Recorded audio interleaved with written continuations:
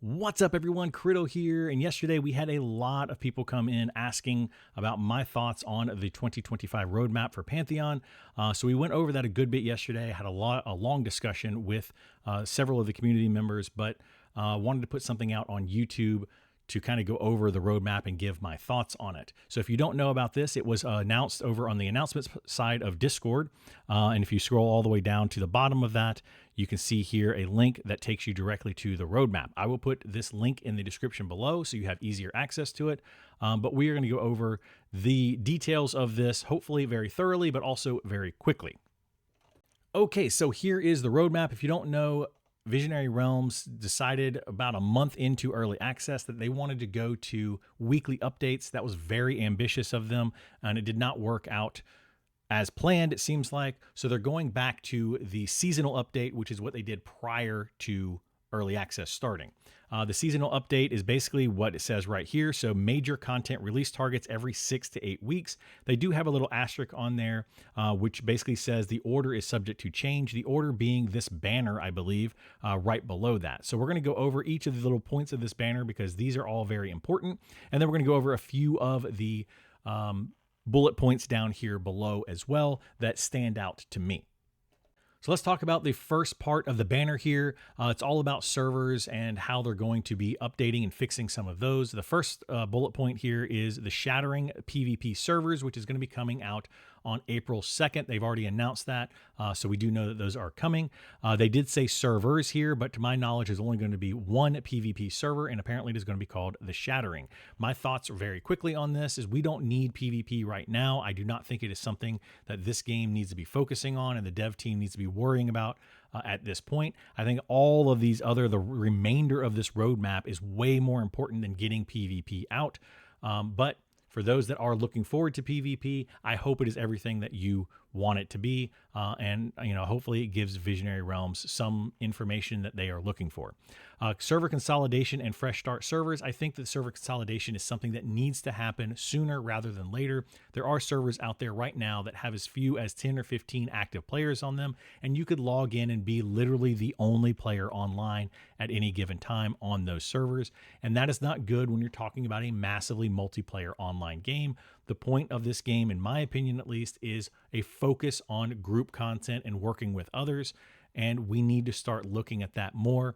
And when you have servers that literally don't have the ability to form groups, that's a problem. So we need to start merging those servers together. As far as fresh start servers are concerned, I think this could be a good idea, something that could be great and beneficial to Visionary Realms sometime down the road. I just don't think that they need to be putting that earlier in the roadmap. That should be something way down here in the roadmap after they get a lot more of this content in to entice people to come back and try that new content out. If you put fresh start servers in right now, it's just going to move people from some of these servers to a new fresh start server, and it's just going to mess up the whole server consolidation situation, and I just don't think that it's going to be good. Updated rules of engagement. This is basically because of the issues that we had earlier in early access where people were fighting over different contested and there was, play nice policy and all that kind of stuff. There's going to be an updated rules of engagement. We can't really talk about this too much right now because we don't have the rules of engagement in front of us to talk about. So I'll make another video later on talking about the rules of engagement and my thoughts on that. But hopefully this is good for them. I just don't know how Visionary Realms expects to enforce it with their small team. So we'll just have to see how that plays out. Let's move on to the next section here, which talks about the classes. Let's jump all the way down here to the bottom, the level 40 kit. I think that this should be a very high priority right now. We are currently getting some of that in with the Druid, Shaman, and the Cleric. It is taking a very long time, in my opinion, to get these worked out, and this should be a major focus, especially since we already have characters up to level 50. There are players in the game that are level 50 right now, and we're only working on the level kit up to 40. I think we might as well just go ahead and add in the level kit, get it all the way up to 50, and get that stuff into the game at this point. If you were to ask me, we should have capped the game, a hard cap at level 25. No one should have been able to get over level 25 until they added in a lot more content into the game and they started fleshing out those kits. But here we are with characters or players able to get to level 50, and they don't even have class kits over level 20 to 25 for many of the different classes. This was a big mistake that I hope they are rectifying now, but that is where we are. As far as the iconic abilities are concerned, I think this is a little bit of confusion with some of the community members. We talked about this yesterday. The iconic abilities are not like, just your standard abilities that each class does, but these are like big class defining abilities. So think something like Final Fantasy XIV, the big limit breaks that you can do in a raid, or in Final Fantasy XI, you had like these long 2 to 3 hour cooldown abilities that would just be these massive, the tank, for example, would take 0 damage for 10 seconds. The healers would be able to heal the entire raid 100%. These big abilities that they're able to do. So those what the iconic class abilities are. In this game, we're going to have something like the shield wall for tanks, where they can link their shields together. That's an iconic class ability that has been talked about on Joppa's stream. Another one is the cleric, able to commune with the gods and pull down this wall that they can place, like an Aegis wall down, things like that. Those are the big abilities. I personally think that these things can wait until way later on down the road, once we have the full kit in, I believe all the way up to level 50, before these iconic class abilities need to be added. This is going to be something that programmers are going to have to get involved in, and the programmers already have a very full plate of trying to get other things into the game, like bank stacking, for example. They already have a lot that they need to work on, and this just doesn't need to be something that we're working on right now. As far as class-specific quests, again, this is something that I think can be worked on down the road. In fact, down here, they talk about enhanced quest functionality. Let's just get the enhanced quest functionality into the game, then we can start working on class-specific quests. So as far as this entire part of the banner is concerned, I think that getting the level kits to level 40 or even higher should be a #1 priority, and done very, very soon. Basically, I think that every single content update should be a lot to do with that. Moving on to Ash Breather, Trench, and Underground. So if you don't know about this has been talked about quite a bit, and most of us that are been keeping up with the game knew this was coming up, and it was probably going to be the next major content update as far as actual PvE content is concerned. That is going to be located down here in Silent Plains. The level range for this is supposed to be 35 to 40. So hopefully this will get a lot of content for those higher level players that are currently in the game. I know that there are lower level players that are complaining that higher level players are in their zones, like in Halnir Cave, down in the Goblin Caves, down in Mad Run, and they are camping a lot of that stuff to get the loot off of those. And it's pushing out some of the lower level players from being able to play in those areas. Hopefully this will alleviate some of that, and I'm really looking forward to it. This is supposed to be a massive dungeon, so I'm expecting to have, plenty of name, hopefully a dozen or more named down in this that people can go and farm and just be able to get a lot of different groups down there in different areas and different camps. So that's kind of my hope for this. We'll just have to see when that comes out. Moving over here to the Black Rose Keep. This is going to be over here in Avendir's Pass. So it is basically the area just south of Halnir Cave. There's an invisible wall right now, but you're going to be able to walk up through that invisible wall and get to Black Rose Keep. From my understanding, this is going to be a level 20 plus dungeon all the way up to possibly level 40. And it's also going to link into Halnir Cave from the underground. So if you've been in Halnir Cave and you go all the way back to where the guards are, the Black Rose guards, there is a ramp that goes up basically into blackness. And I think that's going to kind of link together Black Rose Keep into Halnir Cave. Then you're gonna have the second entrance. So you're gonna have multiple different entrances into different areas of the game, which I think is fantastic. I would love to see more of that going forward. Mounts and taming. This is something that I don't think needs to be on the roadmap for 2025 at all. It should most likely be pushed over to 2026 or further down the road. It's just not something that is really needed in the game right now for several reasons. Now, that said, I cannot wait to have mounts in taming. I think it's going to be a great addition to the game, and it's going to really open up the world and allow us to travel and do a lot more things with that. I just don't think it needs to be put in for right now. The reasons for that is because mounts and taming is going to require the programming side of things, which we already talked about back here with the class The iconic class abilities, programmers already have way too much on their plate, and now we're adding more to their plate with the mounts and taming. And I think we need to get a lot of the other issues fixed first before we start adding in that. Not to mention, we only have Throne Fast, AVP, Hangor, Eastern Plains, Silent Plains, and Wild's End currently in the game. And it's not too difficult to travel between those different areas. Once we start adding in, the Rowan's here and all of this stuff over here, and we may have to travel from Throne Fast all the way down here to South Seoul. Then at that point, I think that mounts will possibly be useful. But just right now, I just don't see a reason to be adding those and focusing on those and putting in development time into those when there's so many more pressing issues. The last thing on the banner here is Badai de Kara. This is the first time I've actually heard of this right here, so it's very new to me. If you have heard of this more, please let us know down in the comments below. I would love to hear other things that have been said about this. But this looks like it's going to be down here in the ocean or water area. I don't know if it's going to be an island or just an underwater area or what that is going to be, but I'm excited to see how this is going to turn out. It looks like the lighthouse that they mentioned right here might be down here in Silent Plains, and you might travel from the lighthouse maybe down to Badai de Kara, but we'll just have to see how that turns out when that happens. So let's take a look at the remainder of the roadmap here. So throughout 2025, we're going to have new dungeons, raids, boss encounters, points of interest including Port of Rulun, Lighthouse, and Nightfall Crypts. The only thing here that I really know anything about is the Nightfall Crypts. This has been mentioned a couple different times, and it seems like it's going to be more of an event-style dungeon where you're going to go in at night, clear as much of as you can, and then get out before day hits, and you get overrun by a bunch of enemies.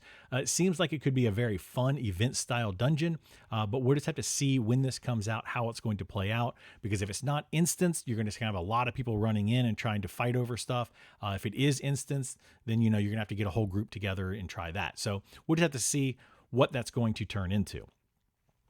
All right, so lastly, we have select features and systems for 2025. We've gone over a couple of these with some of the stuff up here, but I wanted to go over a couple of these extra bullet points and give a little bit more information on them. So the encounter system, there's been a lot of talk about what this means. I believe all this is really referring to is solo mobs versus group mobs or chevron mobs, and trying to figure out where they want to be with that. Some people think that it might be encounter locking. I don't believe that's where Visionary Realms wants to go, and I personally hope that is not where they want to go with it. So I don't think we need to worry about encounter locking anytime soon. And it's just going to be, do we want to have one type of mob and then just give them stats, and maybe deeper down in dungeons, they're just a little bit more difficult, and you as the player can figure out how you want to take that on. It's not like, oh, this is a group mob, this is a chevron mob, you need to have a group for it. This is a solo mob, not that kind of stuff. And it's just going to be, here's the mob, you figure it out. If you can solo it, great. If you need 3 people, cool. If you need 20 people, you figure out how you want to deal with that. And personally, I like that system and hope they continue to go in that direction. Mounts and taming system, we talked about that previously. The perception enhancements, this is something that I love about Pantheon, and I really want them to look into and add more to. However, I just don't think that now is the time. So we're talking about concealment, awareness, how mobs investigate, all of that kind of stuff falls under the perception enhancements. And I really, really want them to focus in on that because it's very unique to this game. But I just don't think that right now is the time to put in there. Going back to, the programmers having to deal with mounts and taming, the iconic abilities, bank stacking, and now we're talking about perception enhancements. It's just too much, again, on their plate, and we need to let them clear out their plate a little bit more before we start adding stuff to it. Enhanced world items, I'm not sure exactly what this is, so if you do know, please let me know down in the comments below, because I'm not sure what they're referring to there. Enhanced quest functionality, we talked about previously up here with the class quest stuff. Networking improvements kind of goes along with the performance optimization down here. Those things should just be an ongoing thing the entire time they're developing this game, and for many, many years to come. So I don't know. I'm not really sure why there's bullet points on here. That should just be something that is just always being looked at. UI and UX improvements. These are things that I think that Visionary Realms should really reach out to the community, especially the mod community, because there are some fantastic mods out there that already enhance the UI quite a bit.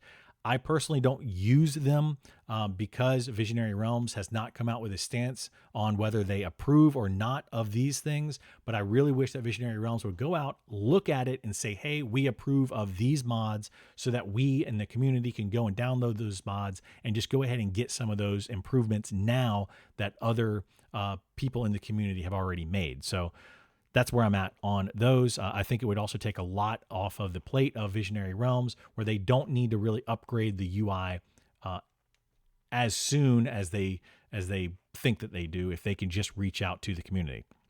Looting improvements. This is something where I think is very much needed, especially when you're talking about groups. So you have like round robin, master looter, those kinds of things right now.